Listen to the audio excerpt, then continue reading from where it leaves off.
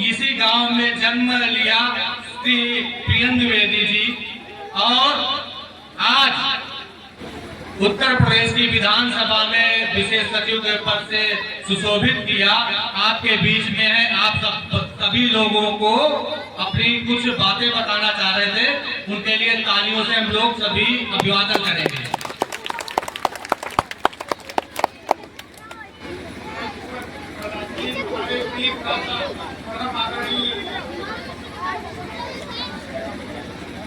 माननीय सभापति राज्य समिति एवं सदस्य विधान परिषद श्री सम्मानित अतिथिगण, भाइयों एवं बहनों तथा मेरे प्यारे बच्चों, आज का दिन बड़े हर्ष का दिन है। आप सबके बीच अपने को पाकर बड़ा गौरवान्वित महसूस कर रहा हूँ। हमारे बीच मुख्य अतिथि के रूप में पधारे हमारे परम प्रिय भाई अग्रवाल साहब को कोट कोट धन्यवाद। इन्होंने अपने व्यस्त समय में से कुछ समय निकालकर मेरे अनुरोध पर आज उपस्थित हुए, जबकि आज पूरे दिन के कार्यक्रम की व्यवस्था को देखते हुए इस समय वह कुछ शब्द बोलने हेतु आमंत्रित करूंगा।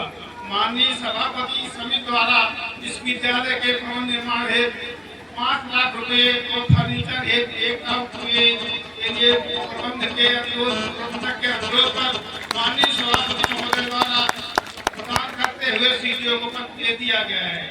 यही नहीं, हमारे पौराणिक चंद्रेश्वर महादेव बाबा को मंदिर के सौंदर्यीकरण हेतु अपने कोटे से लगभग 50 लाख की स्वीकृति प्रदान की जा चुकी है। इसका निर्माण कार्य प्रारंभ है तथा शीघ्र कार्य पूर्ण हो जाएगा। मान्यवर, मेरे अनुरोध पर एक हाई मार्क्स फ्लाइट दिए जाने पर सहमति प्रदान कर दी गई है, जो आने वाले समय में लग जाएगी। हमारे माननीय सभापति का हृदय विशाल है, जो मांगे उसमें हाँ सबका प्रयोग होता है। मेरी ईश्वर से कामना है कि इस प्रकार उनका हृदय विशाल है, उसी प्रकार उनको उच्च पद पर सुशोभित करे। इन्हीं शब्दों के साथ पुनः कोट कोट धन्यवाद का आभार व्यक्त करता हूँ। जय हिंद, जय भारत। माननीय सभापति महोदय।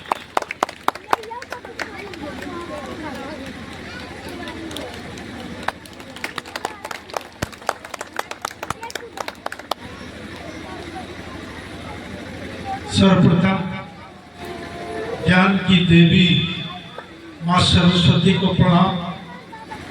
हमारे साथ आए मंच पर इस गांव के विकास पुरुष हमारे भाई, जिसने हमको सदन की मर्यादा से लेकर सदन की ABCD पढ़ाई, ऐसे व्यक्तित्व के धनी भाई प्रियन द्विवेदी जी हमारे साथ आए।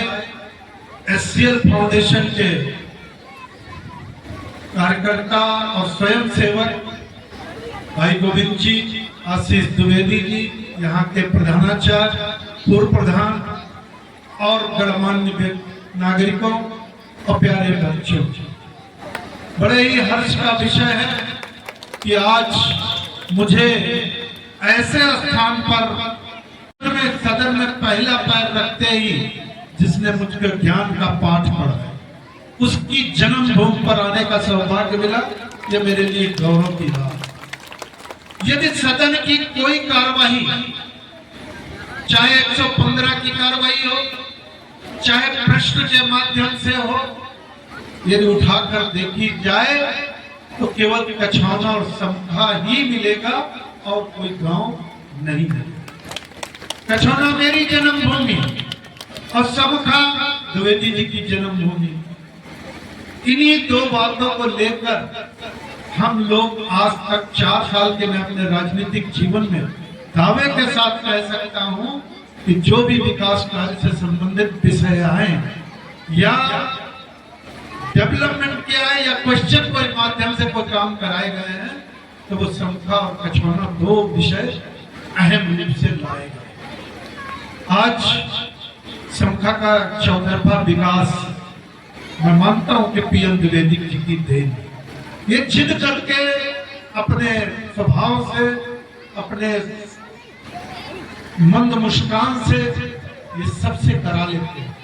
उसका ये जो समखा का विकास हम देख रहे हैं, आज पशु चिकित्सालय, आयुर्वेदिक अस्पताल है, सड़क है, और अभी पर्यटन की दृष्टि से महादेव जगलेश्वर जी का और पर्यटन के रूप में विकसित होने जा रहा, ये भी इन्हीं की देन है कि ये हमेशा संस्था के लिए चिंतित रहते हैं कि संस्था का कैसे विकास हो। अभी हमसे विधायक निधि से 5 लाख रुपए यहाँ के भवन के निर्माण के लिए और 1 लाख रुपए इस विद्यालय के लिए फर्नीचर, और वो शीघ्र ही यहाँ पर के प्रबंधक के खाते में आएगा। बीच में कुछ दिक्कत थी, यहाँ प्रबंधक का चुनाव होना था, उस वजह से नहीं आ पाया, लेकिन मैं आपको विश्वास दिलाता हूँ कि 30 अप्रैल तक ये 6 लाख रुपया शीघ्र से शीघ्र इस विद्यालय को मिल जाए। लेकिन सवाल इस बात का नहीं है, विकास के कोई अंतिम चरण भी नहीं है, हम लोग मिलकर विकास करते रहेंगे, ये भरोसा हम जरूर दिलाते हैं। और हमारी सरकार, भारतीय जनता पार्टी की सरकार सबको साथ लेकर चलती है। अभी एक विषय आया और उस विषय पर लोगों को भ्रमित करने का अवसर विपक्ष को दिया और विपक्ष ने दिया भी। हालांकि अब जो मामला सुप्रीम कोर्ट में लंबित है और उस पर स्थगनादेश भी हो गया, लेकिन विपक्ष अभी भी बाज नहीं। विपक्ष चाहता है एक वर्ग विशेष टूटकर भारतीय जनता पार्टी से दूर चला जाए, लेकिन हम दावा कर सकते हैं कि 2017 से पहले का उत्तर प्रदेश और 2017 के बाद का उत्तर प्रदेश की अगर आप तुलना करेंगे तो आप पाएंगे कि उत्तर प्रदेश कहां विकास की धरती पर खड़ा हुआ। पहले इन्हीं 2017 से पहले आपने देखा होगा एक पुलिस के अधिकारी को बोनट पर बैठकर कैसे शासन में घुमाया गया, ये किसी से छुपा नहीं। तो सरकार किसकी थी? समाजवादी पार्टी की ही सरकार थी। लेकिन आज भारतीय जनता पार्टी की सरकार में हम दावे के साथ कह सकते हैं कोई हिमाकत नहीं कर सकता, चाहे भारतीय जनता पार्टी का ही कोई नेता क्यों न हो, अपराधी उसको खुलेआम घूम नहीं सकते, ये हमारी सरकार का दावा।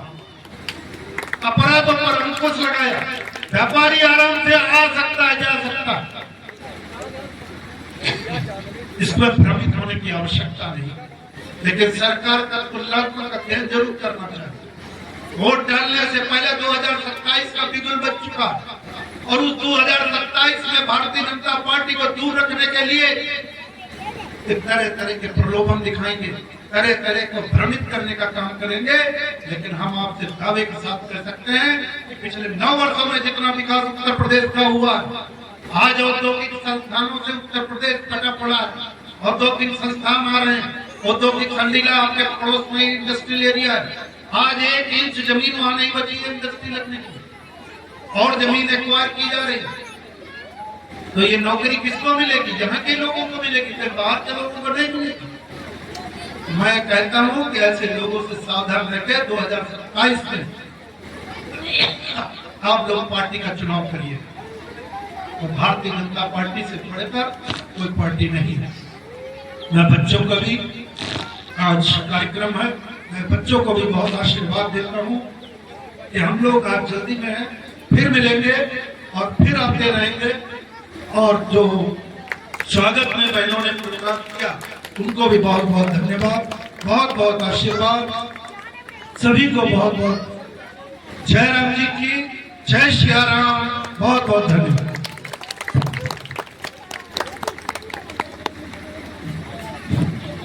मैं सर के लिए 2 पंक्तियां कहना चाहता हूँ। क्या भेंट करे उपहार तुम्हें, क्या भेंट करे उपहार तुम्हें, सब तोहफे फीके लगते हैं, मन खुशियों से भरा मिला, बस यही दुआ हम करते हैं।